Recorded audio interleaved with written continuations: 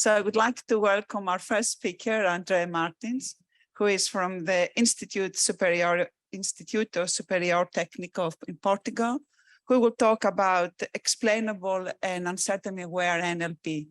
Thank you. Okay, so well, first of all, thanks for inviting me. It's a pleasure to be here, unfortunately remotely. So my name is André Martins. I'm a research scientist at Unbabel. I'm a researcher at the Telecomunicações Institute and a professor at Técnico in Lisbon. And today I'm going to talk about how can we move towards explainable and uncertainty-aware NLP. So I should start by saying that the work that I'm going to present today has been done by this amazing team of students and researchers and collaborators.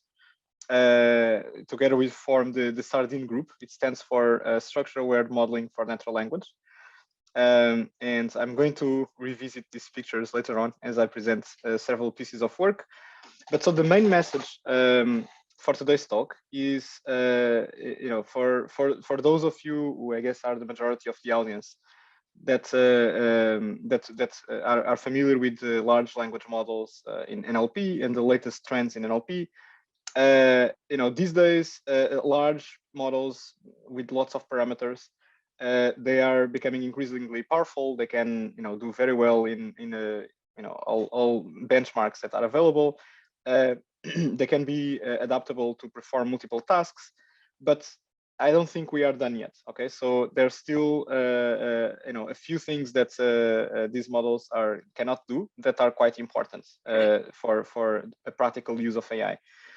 And two things that I think are current limitations of existing systems is their inability to provide good interpretations or good explanations of their decisions to humans, which is particularly important, in a setting where we have humans and AI working together to solve problems.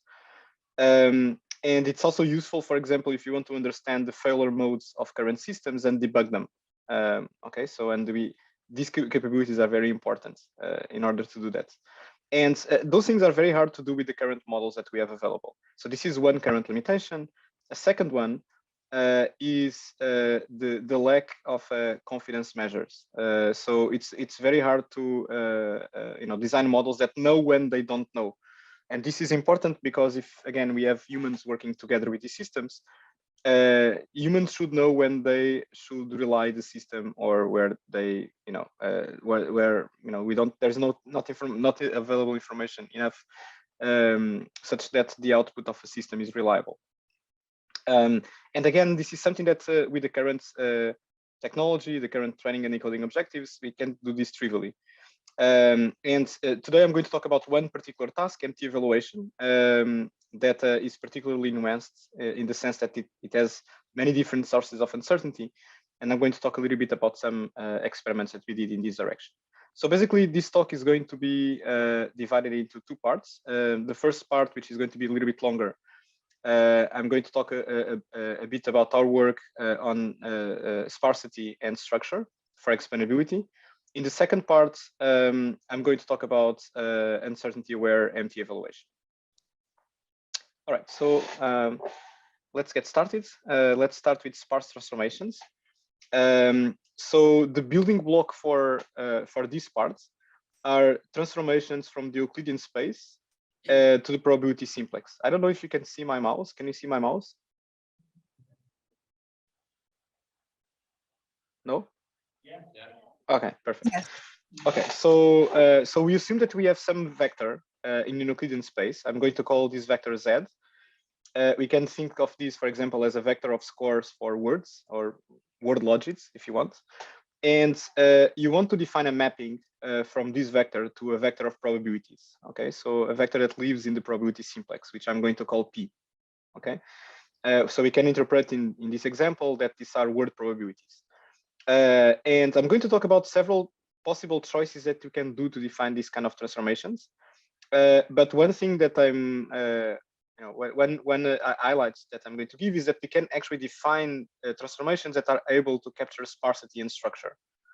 And all the transformations that I'm going to present today have the property that are all end-to-end differentiable, meaning that you can just use gradient backpropagation to learn models that contain these transformations in the middle.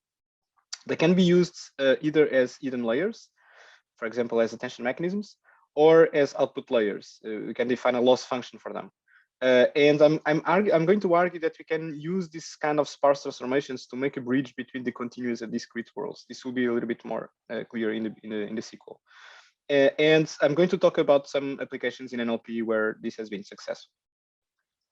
Okay, so let's start with a transformation that I guess most of you are familiar with, softmax. It's a very simple way to map from a vector of scores to probabilities.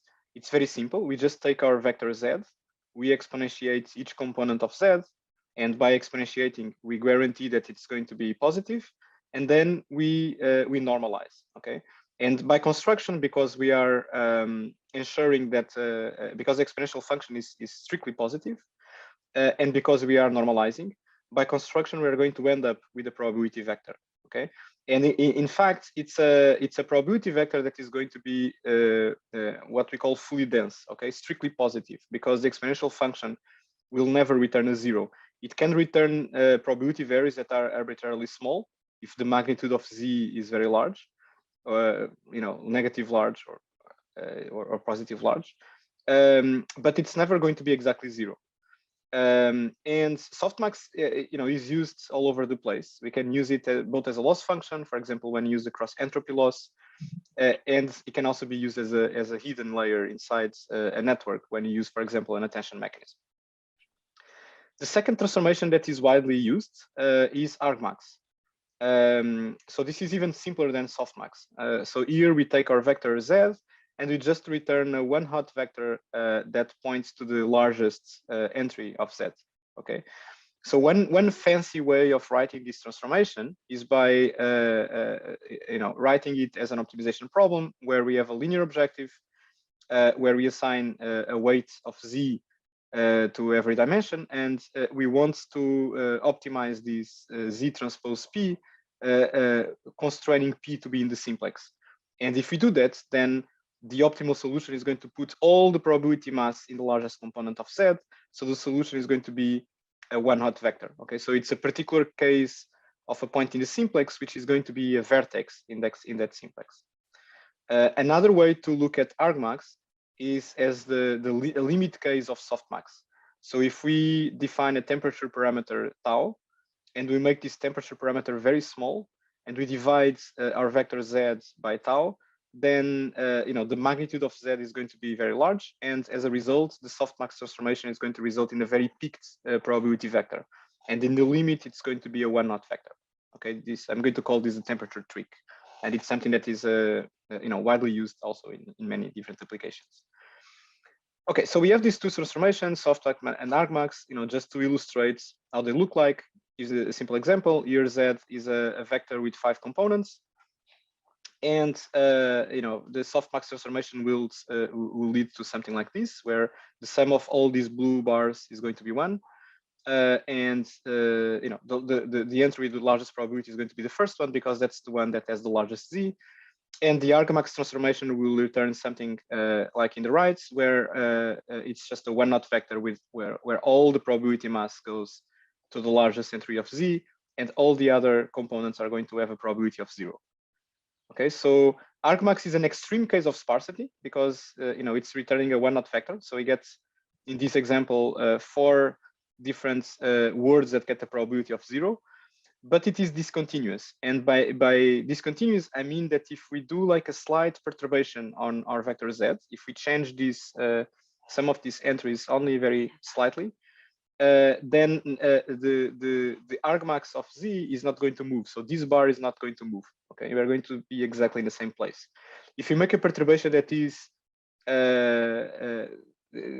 not as slight, so if somehow this is going to switch the order of z, then what's going to happen is that there's going to be a jump to a different bar, at a different for a different word. Okay, so this is a discontinuity. And the discontinuities are tricky because if you want to use these transformations inside a neural network, we are going to get a gradient which is going to be 0 almost everywhere, which means that we cannot really learn with gradient backpropagation using an argmax transformation. We can do it with softmax because softmax is continuous, but not with argmax. And so one question that this raised was if there is any sparse and differentiable alternative to argmax. So we would like to have something that still assigns zero probability to some entries of Z, but not as extreme as argmax. And the answer is that there is such a transformation. We call it sparse max, and I'm going to define it in a minute. And this is something. This will be the result of applying sparse max to this same vector Z. Okay. So in this case, we'll get a probability for 2 different words.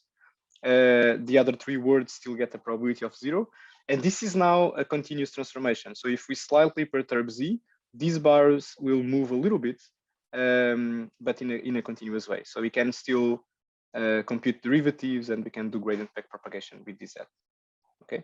And by the way, just feel free to interrupt me anytime with questions. Okay, so all right, so let's define sparse max a little bit more carefully. The definition is actually pretty simple.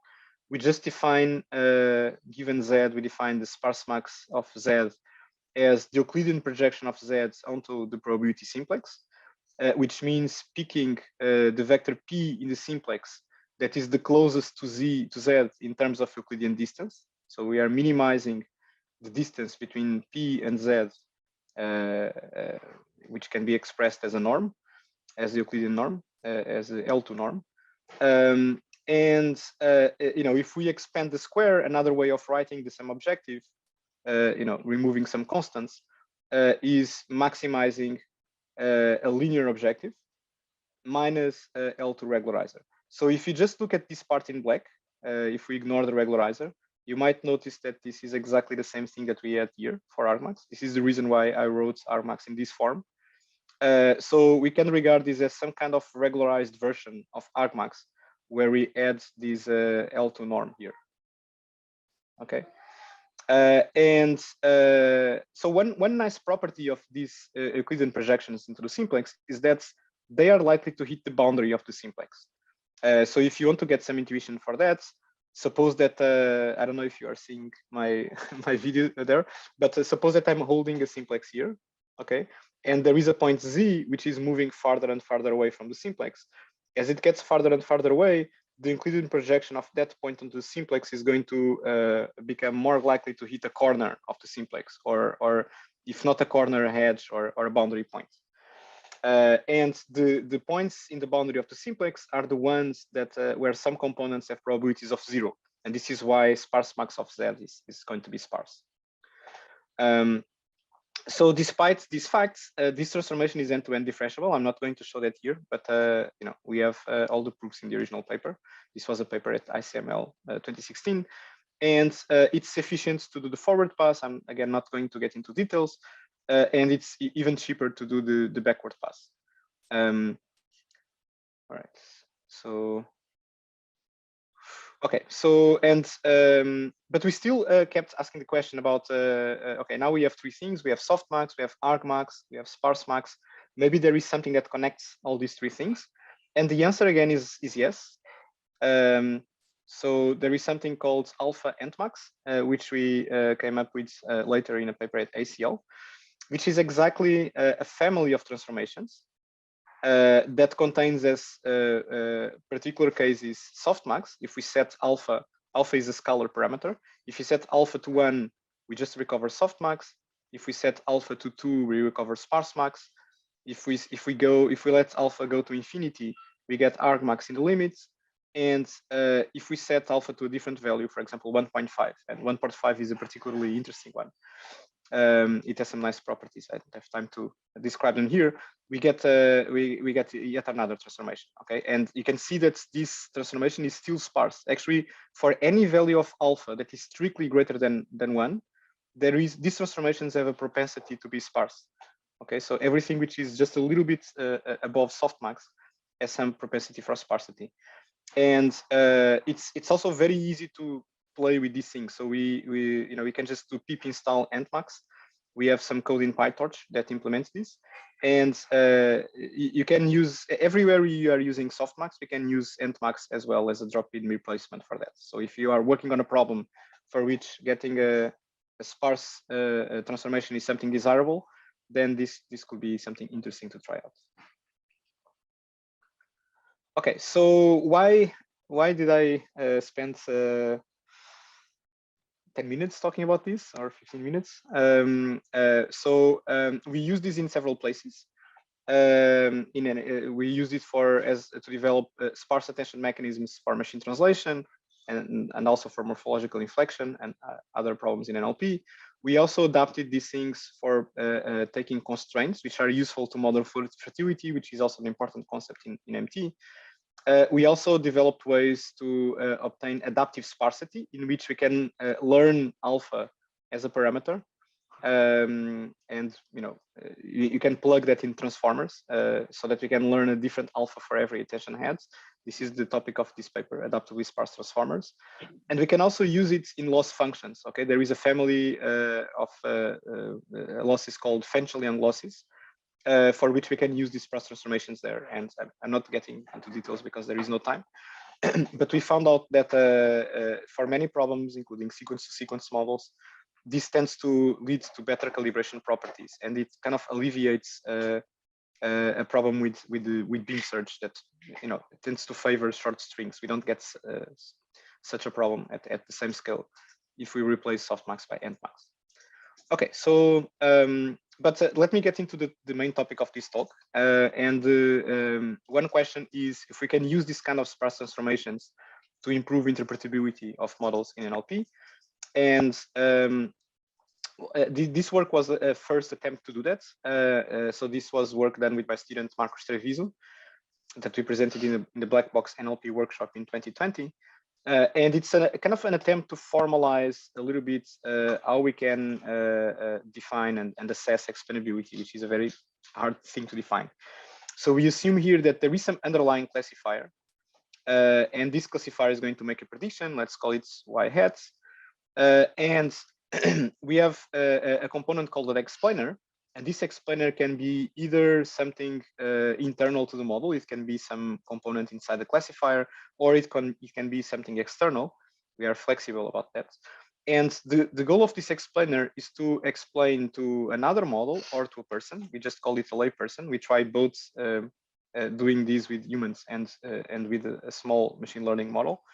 The goal of this explainer is to explain this decision to a layperson by sending a short message. Okay, so we want like a compact message that is a description of why the classifier would pick y hat. Okay, and the layperson is only given the message. It's not given the decision of the classifier, and the goal is for the layperson to simulate the prediction of the classifier, to try to do the their own prediction based on this message, which would be a prediction that I'm calling here y tilde. And we could assess the informativeness of this explanation by checking how often y tilde matches y hat. Okay, so this is called simulability or forward simulation prediction.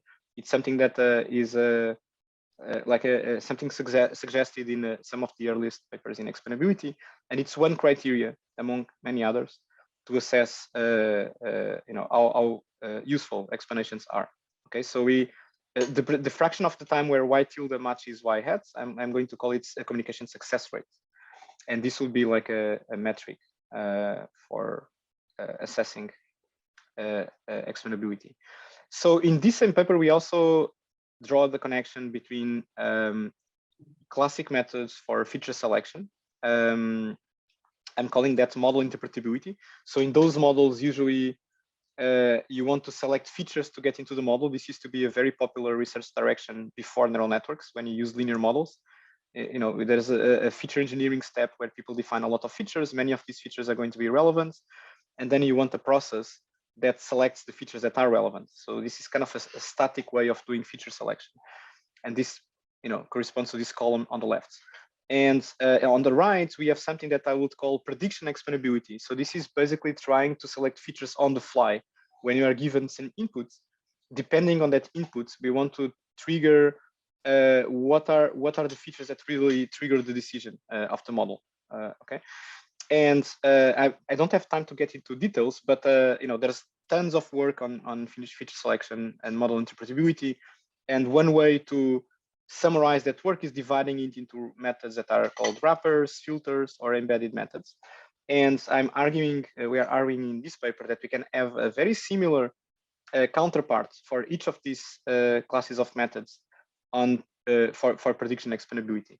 So for example, sparse attention, which is basically an attention mechanism using sparse max or ent max, is something of the same spirit as embedded methods like using L1 regularizers. But we still have the same equivalence with other kinds of methods and other and wrappers and filters. Okay, so recently I just wanted to leave this pointer here. So we kept digging further on this framework where we have a classifier, an explainer, and a layperson, or a teacher and the students. And there is this recent paper that we put in archive that is kind of very similar to the above idea, but now it's doing something a little bit more sophisticated. We are using bi-level optimization, essentially trying to formulate the problem with a technique inspired by meta-learning, where we try to see how fast a student or a layperson learns from the explanations that are provided by the teacher. And so if the student can very quickly learn from these explanations, so if the explanations are helping when they are provided in addition to the input example, this is a signal that the explanations are good. And it's a measure of usefulness to those explanations. And we can actually formulate this as an objective function and optimize this with bi-level optimization. And by doing this, we got very interesting results for NLP and computer vision that we are describing in this paper. Okay, so I think I'm going to skip this because I don't have much time. Yeah, okay, actually I need to run. Okay, so I'm just going to mention this one because it's going to be relevant for the thing that I'm going to describe next. So far I described sparse transformations that are defined over the simplex without any structure, but we can generalize the same idea to structures. Okay, so for example, if you have a latent variable in a neural network that represents a parse tree or something with some kind of structure, then we can also define a transformation that is going to result in a sparse combination of structures. For example, a sparse combination of parse trees. And to do that, we need to take another step and to define something that we call here sparse map. I don't have a lot of time to get into the details, but I will just give the main gist. We define a factor graph to capture the structure of the problem. For example, a factor graph could contain, a factor that is capturing the syntax, the parse tree, and a few other factors that are imposing constraints. For example, what is the valency of each word, and so on. And then we can use this factor graph to define a sparse transformation, and we can also backpropagate through that to that transformation. So this is what is called a differentiable layer, and we provide all the machinery to make these steps efficient. Okay, so this is like a code snippet that shows how we can do this with just a few lines of code. Okay, so we are going to use this next in the context of structure rationalizers. And this is a paper that my student Nuno Guerreiro is the first author. So before getting into details, I need to briefly explain what is a rationalizer. So this is a class of explainability methods where models have, they are divided into two parts. There is one part which is called rationale generation, where a generator takes an input.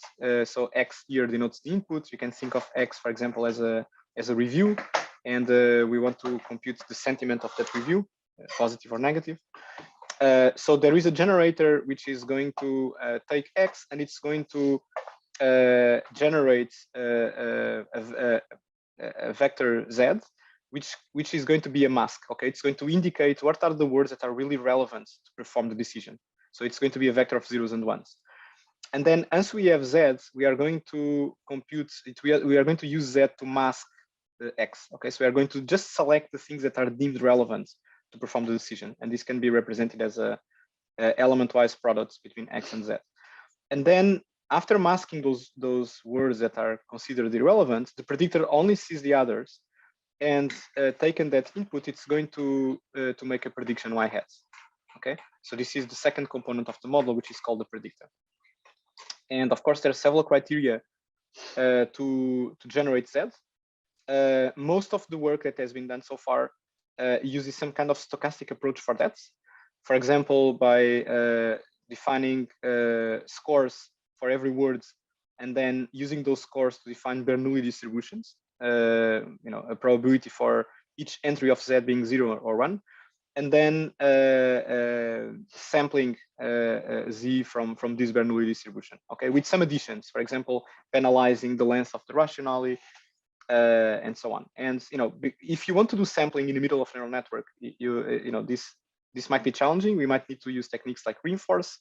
Reinforce was the thing that was proposed in the paper that proposed this in 2016 by Taolei. And another choice is to use the reparameterization trick. This is actually a method that performs much better in practice, proposed by Yasmin Bastings, that use Hart-Kuma distributions instead of Bernoulli's. So here we wanted to see how well we could do in this problem by using deterministic methods where we don't need to sample. Okay, so one thing that we already had tried in the other paper that I mentioned by Marcus was using sparse attention for that. So by defining the sparse max transformation of what the generator produces, as opposed to having to sample. And in this work, we used something that we call spectra, which uses a structure transformation to obtain Z. Okay, and I'm going to describe that very briefly, given the limited time that I have. Okay, so the idea here is that we are going to encode the structure and constraints as structure differentiable layers using LP sparse map, which I talked about a few slides ago. And by doing that, we are going to define a score for a vector Z as basically a score for individual words, which is represented in this part, plus a few constraints that can be either soft constraints or hard constraints. And the kind of constraints that we want to impose are things like having like an upper bound of the maximum length of the rationale. So we don't want rationales to be too large, otherwise they are not going to be very useful as explanations. So if we have a very large document, our assumption here is that only a few words are enough to form a good rationale, and this can be penalized by defining a budget, a hard constraint on the number of words. Other soft constraints that we use is encouraging that contiguous words that are next to each other, are either going to be jointly selected as part of the rationale, or they are going to be both ignored. And this can be done if we have a component of the model that provides scores to edges. So at the end of the day, we have a problem that we can, that is kind of a L2 regularized version of a maximization problem, for which we can provide an efficient forward step, and we can also compute gradients. So if you want to compare spectra, how does it sit with the previously proposed methods? It kind of ticks all these boxes. We can have deterministic training. We have exact gradients. We can have constraints, and we can also model this contiguity property of works that are next to each other being jointly selected. All these things are useful in practice. So we tested this in two problems. I think I'm just going to talk about the first because I don't think I have time for the second. We use this to extract highlights from documents. And we also use the same technique to build matchings between pairs of sentences, which is useful if you are trying to solve a problem that involves sentence pairs. For example, entailment, machine translation, and so on. And for highlights, we had these soft and hard constraints that I mentioned before. And all these things can be computed very efficiently by using dynamic programming and an algorithm that we have implemented in LP sparse map. So the short story is that the stochastic methods, they can perform well. So this year we performed 5 runs of each method with 5 different random seeds. But one thing that we noticed, and other people had noticed the same before us, is that stochastic methods can exhibit a high variance. So if you run it 5 times, you can get 5 completely different results and sometimes they just fail completely. So they generate for some random seeds. This is less severe for ART-Kuma, but it's still less stable. With Spectra, we got both better predictive performance than the stochastic methods and also more stable. Okay, so the variance is much lower. We also looked at how often the rationales that are produced agree with the kind of human annotations, the kind of rationales that humans have written. And this is for the beer data set. We did the same for other data sets. And again, we see that Spectra and also sparse max, which is another deterministic method, as a good agreement. ART-Kuma is also very good in that sense, but again, it can fail completely. So if you look at the minimum from those 5 runs, the worst performing method, it just didn't perform well at all. It was very, very bad. Okay, so these are some examples of highlights that we have generated with our model. And so the things in green are basically words that agree with the human rationales, and the words in red are words that humans wrote that the model didn't output. We can see that the model has a preference for selecting words that are contiguous.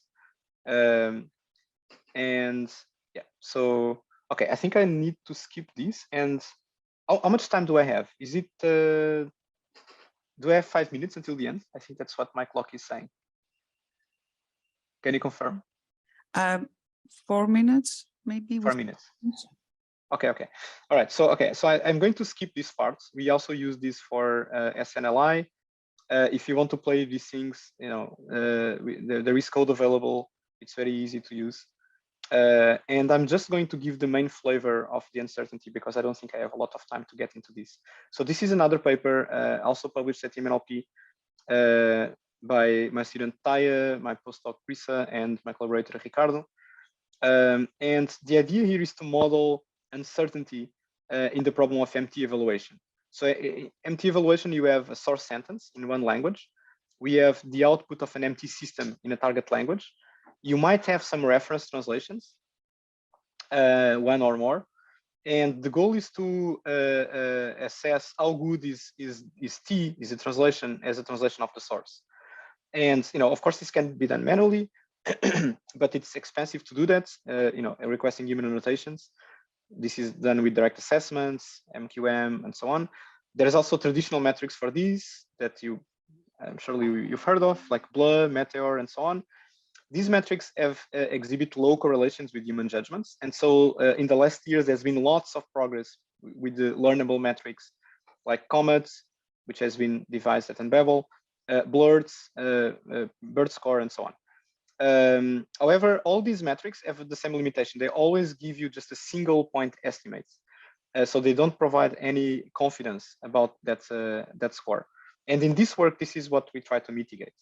So basically, this is an example for an English-Russian sentence pair.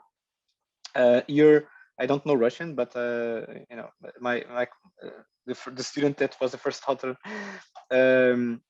told me that this translation is not accurate. So for this particular translation, a human score called DA score here will be very low, but COMET actually predicts it as with a relatively high score. Okay, so this is not a good COMET estimate. And what we try to do is, instead of providing a point, have a confidence interval. So maybe COMET doesn't really know if the translation is good or not because the sentence is very out of domain or because some other reason. But if you can provide some uncertainty measure, then this will inform the user that maybe you should take this prediction with a grain of salt. In contrast, if you have a translation that is correct for the same source, then the interval could be narrower, and maybe the model is more confident that this is a good translation. So this is basically what we want to do. I don't think I have time to get into details, but I'm just going to mention that we use very simple uncertainty quantification methods for this. There's different kinds of uncertainty that are relevant in MT evaluation that are different from other problems in NLP. For example, we can have aleatoric uncertainty that comes from noisy human scores. Humans can be very bad at estimating the quality of MT. you know, they have very low internet agreement sometimes, and this creates you know, some noise in the data. There's also problems sometimes with noisy references because data sets are not perfect. And we also have epistemic uncertainty that comes from translations that are complex, that the model does not have the right knowledge to assess if they are correct or not, or source sentences that are out of domain. Okay, so it's an interesting problem to try to disentangle these different sources of uncertainty. So in this approach, we just tried something very simple: Monte Carlo dropouts and deep ensembles. This is basically building different runs and trying to assess the variance of those runs. We evaluated these with you know, several different metrics. I don't have time to describe all of them, but just to give the quick summary, we you know, our methods outperform the baseline. The baseline here is just using a regular comet with a fixed variance and tuning that variance. So they kind of do what we expected them to do. Deep ensembles seem to be slightly better than Monte Carlo dropouts. There's many other experiments in the paper that I don't have time to get into. And again, there is code that if you want to play with this, I invite you to go and check. And okay, so I'm going to jump to the conclusion. So sparsity can be useful path for explainability. You know, the methods that we proposed here can handle sparsity, constraints, and structure. We talked about structured rationalizers in the first part. I didn't have a lot of time to talk about uncertainty awareness, but you know, there's still ongoing work that we are doing to better disentangle different sources of uncertainty and using more sophisticated methods beyond MC dropout and deep ensembles. So this is it. Thank you very much. And if there is time, I'd be happy to take questions.